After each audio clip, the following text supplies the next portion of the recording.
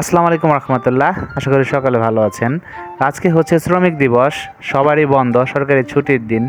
তো ওই চিন্তা ভাবনা করে আজকে সবাই মিলে গ্রামের যে ঐতিহ্য, হারিয়ে যে ঐতিহ্য যেটা চড়ুই ভাতি, সেটারই আয়োজন করা হচ্ছে সবাই মিলেমিশে। এগুলো তো মূলত গ্রাম থেকে এখন হারিয়ে গেছে, আর শহরের কথা তো বাদই দিলাম।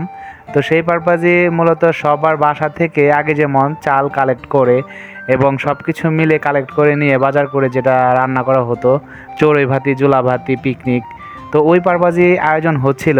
এই যে কোটাকাটি চলতেছিল সব কিছু, এবং আমার আম্মা, চাচি আম্মারা সবাই মিলে যে আয়োজন করছিল, এবং মনির কাকা যে কিনা খুবই সুস্বাদুভাবে রান্না মানে আয়োজনটা করছে।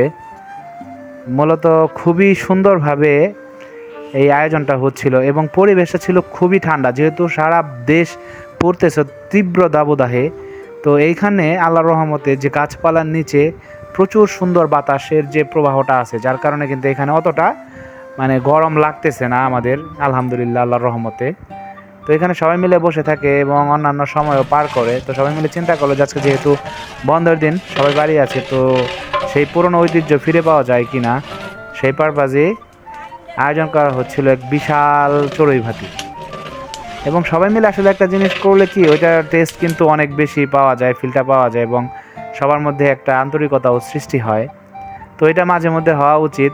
আমি চাইবো যে এটা যেন আবার করা হয়, বছরে অন্তত 1-2বার করলে সবাই মিলে ভালো লাগবে আর কি জিনিসটা। তো আয়োজন চলতেছিল, দেখেন অনেক অনেক মানুষের কিন্তু আয়োজন।